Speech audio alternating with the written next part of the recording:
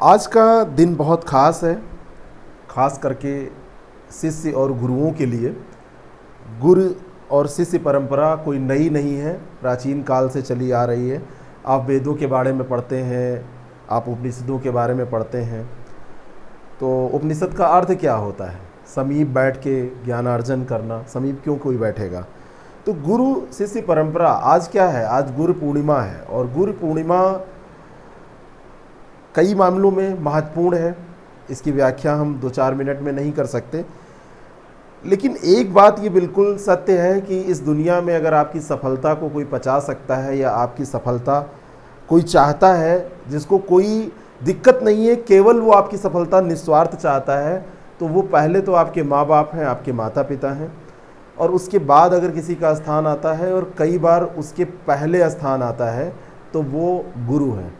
और कोई नहीं चाहता कि आप उससे आगे बढ़ जाएं, लेकिन गुरु हमेशा चाहता है आप आगे ही बढ़ते चले जाएं। इसके पीछे अगर आप स्वार्थ कहें तो केवल उसका इतना स्वार्थ होता है कि एक दिन लोग कहेंगे कि ये उनका शिष्य था, बाकी और कोई स्वार्थ नहीं। एक कहावत आपने सुनी होगी कि गुरु गुड़ ही रह गए और चेला शक्कर हो गए। और चेला को शक्कर किसने बनाया? गुरु ने ही बनाया, है ना। इसके पीछे एक कहानी भी है, चलिए वो कहानी मैं सुनाता हूँ। एक बार एक गुरु और शिष्य रहते थे। किसी भी क्षेत्र में, मान लीजिए हर क्षेत्र में आपको मिल जाएंगे, पूरे देश में आप चले जाएंगे, गुरु शिष्य तो मिलेंगे ही। तो अपना रहते थे, सब मंदिर था, वहीं पे आश्रम था, वहीं पे काम धाम उनका चलता रहता था, सब कुछ बढ़िया था, एक अच्छी व्यवस्था थी। एक दिन गांव में एक घटना घटती है। एक जवान लड़का अचानक, उसकी मृत्यु हो जाती है। जवान लड़का अचानक मर जाता है। तो गांव के लोग सब परेशान होते हैं, इकट्ठा होते हैं। यहाँ पे जो चेला होता है, चेला भी जाता है, उसको देखता है। चेले के दिमाग में एक बात आती है, वो कहता है कि इसको मंदिर लेके चलो और ये सही हो जाएगा। लोग कहते हैं चलो ठीक है, उसको ले जाने में क्या दिक्कत है।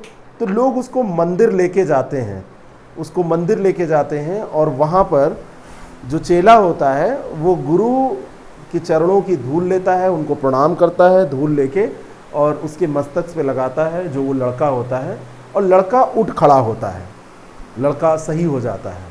लोगों को बड़ा आश्चर्य होता है। गुरु की महिमा जो है चारों तरफ उसका बखान होने लगता है। जो व्यवस्था थी, जो चंदा था, वो और ज़्यादा आने लगता है। सारा कुछ बहुत अच्छा हो जाता है, सब कुछ चलता रहता है ऐसे। इसी बीच में जो गुरुजी होते हैं, गुरुजी को थोड़ा सा घमंड आ जाता है कि हम तो पूरे भगवान हो गए, क्योंकि हमने जान बचा ली, हमारे चरणों की धूल से जान बच गई। एक घटना फिर से होती है। इस बार जब घटना होती है तो गुरुजी पहुंचते हैं, गुरुजी के चरणों की धूल सब लोग लगाते हैं। लाश की लाश पड़ी है, कुछ नहीं होता है। तब तक चेला कहीं अलग होता है। चेला आता है, चेला कहता है कि शांत रहो तुम लोग, ऐसा कुछ नहीं है कि कुछ नहीं होगा, थोड़ा सा तरीका गलत था, अभी हो जाएगा, और गुरुजी महान है, गुरुजी भगवान है, ऐसा कुछ नहीं है, ये गलत हुआ है, अभी बिल्कुल सब सही मैं कर दे रहा हूँ। सबको शांत करता है, और चेला फिर से प्रणाम करता है गुरुजी को, और उनके चरणों की धूल लेता है और लगाता है। और चरणों की धूल जब उसके मस्तक में लगाता है तो कुछ मिनट के बाद में वो लड़का खड़ा उठता है, सेकेंडों में ही वो खड़ा उठता है। फिर वाहवाही होने लगती है। लेकिन गुरुजी को बात समझ में आ जाती है कि वास्तव में शक्ति किस में है? शक्ति है चेले में। ये आपको कहानी लग सकती है, वैज्ञानिक दृष्टिकोण से कुछ चीज़ें आपको ऐसा लग सकता है कि ऐसा कहाँ हो सकता, लेकिन शक्ति जो है वो चेले की आस्था में है, चेले की भक्ति में है। चेला जो पूजता है भगवान की तरह अपने गुरु को, उसमें है। और सबसे बड़ी शक्ति है विश्वास की। और ये विश्वास आया कहाँ से? गुरु और चेले के जो संबंध हैं उनसे।